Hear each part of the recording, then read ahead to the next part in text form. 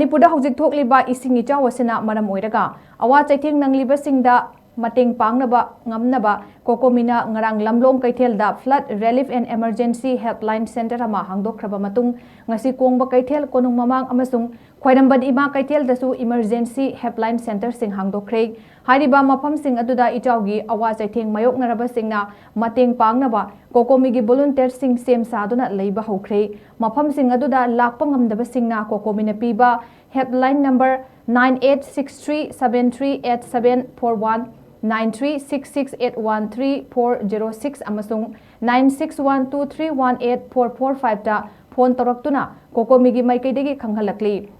ngakpigani phone toroknaba Cocomi gi maikaidegi khanghalakli nakalamorom dasu ichawga mari leinana Cocomina lokholakpa thabak thoram singi manung channa ngasi Cocomi gi convener khuraijam athobana luchingduna KONGBA gi ichawna sokhalaba tongan ba mafam singda koina chatuna yengsin kibaga loinana nongmoda tangai fadana changba polam sing khutaki oina yauhannaba thorang tawba hokre Cocomi gi convener na luchingnaga ngasi chatkiba KONGBA gi mafam sing adudi KONGBA nongthombam leikai KONGBA khetri leikai amadi leikai sing asigi akoibda leiba mafam singni khongchat aduda KONGBA nongthombam leikai da leiba citizen old age home dagi ahan taraga nipan Cocomi gi KONGBA relief helpline center na puthoraklaga kumal lampa youth hostel da lehenkhre ahal taraga nipan adu home da hanjinba yadriba phawba Cocomi ne yengsilagani hairi Maragasida Cocomi gi team amana pangai gi hautal da athubagi oina hangliba relief camp da chatuna relief camp ki awat apasing yengsin khre amarom da Lamlong Keithel amadi KONGBA Keithel da hangliba Cocomi gi flood relief helpline center sing da miyamna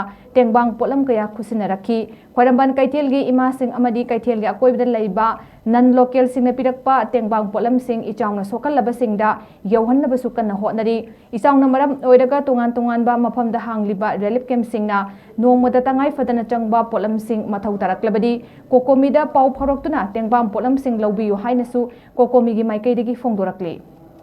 around the way on masi KHWAIRAMBAND Keithel sida koi imam yam na packing kan to biri hoje koi KONGBA nongthomam lekai amadi uche kon koi gi Kongju gi khetri lekai KONGBA khetri lekai na chingba sing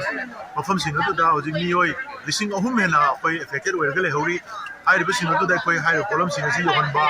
adagi somda hotel da su leiriba kurai gi area sing da leiriba mafam sing amadi tongan ba affected area sing si koi matang survey tawjarakanda mafam adugi kairo lekai gi club ki organization gi leader sing ga punjan jaraga problem sing asi yohanna ba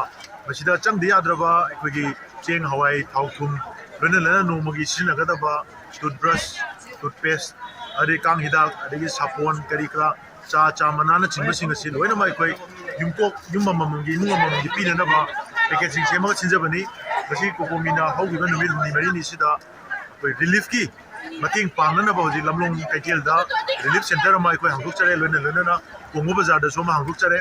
I am a former Sida phone number Sing Peter Tamzare, Marilena by Quay of Shanungam, the Mama from Sindagisu. Tangai padana koi pau pibira kanda angam makai koi na mateng pangjagani adu lona koi gi government gi leriba district administration gi makha da leriba relief ki thabak tawiri ba sinasu hoji KONGBA gi area sing asi chengcha hawai chemai sing amta yorok ta bana maram kana mafam adu gi management da khara udumcha da bule hawi masi concern department sing na tu basa ruena ising amadi cheng amadi hawai ai ba kolom sing ase tangai padana athu bagi wani yoksana na ba Sinbiu hadana Cocomi maikaidegi masibo so pinto jari so aikoigi oiba business ki people sing su yauraga